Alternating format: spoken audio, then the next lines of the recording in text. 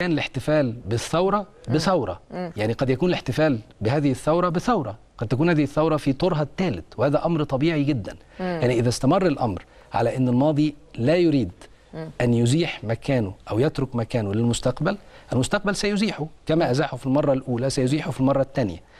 الأمر من اختيار من يتشبث بأهداب الماضي. إحنا قدامنا اختيارين. احنا في حالة استنزاف بقالنا 10 شهور. انا يعني اسويها بحرب الاستنزاف اللي كانت بعد 67.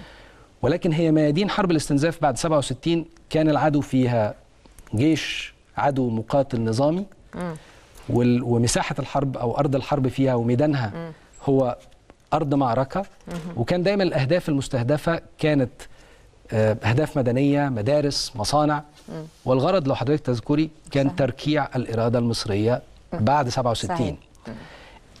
احنا في نفس الحالة مع اختلاف ان ميدان المعركة ليس ارض معركة موجودة في داخل مصر، ولكن اللي بيحصل عليه الطعن والتدمير ومحاولة التدمير هو الوعي المصري. هو رغبة المصريين في حياة افضل، في حياة اكثر انسانية.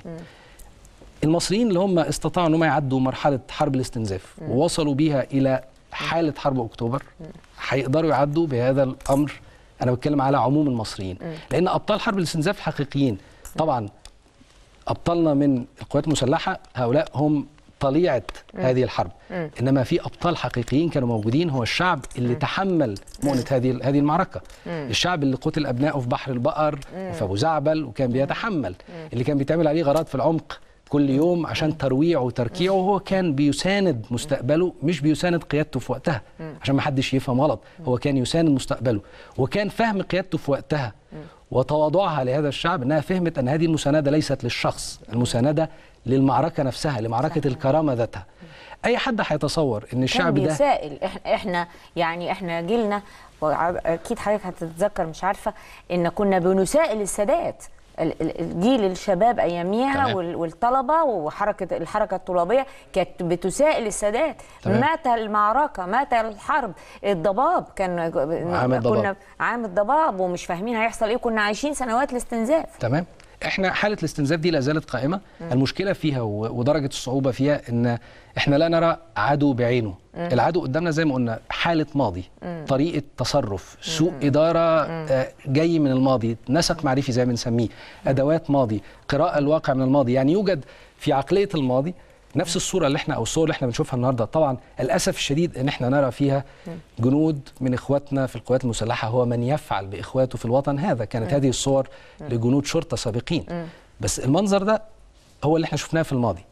اي منظر من هذا النوع يتكرر لن نقبله انه يكون منظر حاضر او مستقبل، وهذا الامر لن يمر مرور كرام. يعني كلنا متكاتفين في المسؤوليه، كلنا علينا مسؤوليه واحده، الحاكم والمحكوم، اننا كلنا امام القانون سواء. القانون سيحكم هذا البلد، القانون على الكل سينفذ، مدني، عسكري، في موقع حكم، في موقع محكوم، كلنا سيتم تنفيذ القانون علينا.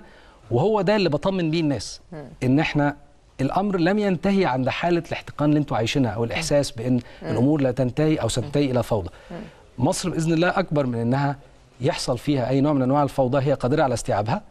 استوعبت زي ما اشرت الحرب الاستنزاف امور كانت اخطر واشد من كده، ولكن في النهايه السؤال لمصلحه مين الاصرار على سوء التقدير في كل مره؟ لمصلحه مين ان يكون في عندنا اشعال للمواقف عشان بعد كده نبتدي نتراشق بالأسئلة مين اللي كان بدأ ومين السبب؟ لمصلحة مين إن أنا قوة نظامية لديها قادة يستطيعوا ضبطها وإيقاف ممارساتها اللي هي القوى الأمنية، تستمر ممارساتها، ويزعم أن الاستفزازات تأتي من طرف ولاد موجودين في الشارع. هيصح في توصيف بعضهم ان هم اولاد غير متعلمين وغير ناضجين وكذا، وفي مجرمين، كل ده يصح، كل ده يصح. هو يتعامل مع شعب مصري هو اقسم ان يكون مسؤولا عنه. احنا لازم نفتكر هذا الامر. اللي موجود في كرسي حكم في مصر دي مسؤوليته. لمصلحه من ومن المستفيد؟ هذا هو السؤال، هنحاول الاجابه عليه مع ضيوفنا بعد الفاصل.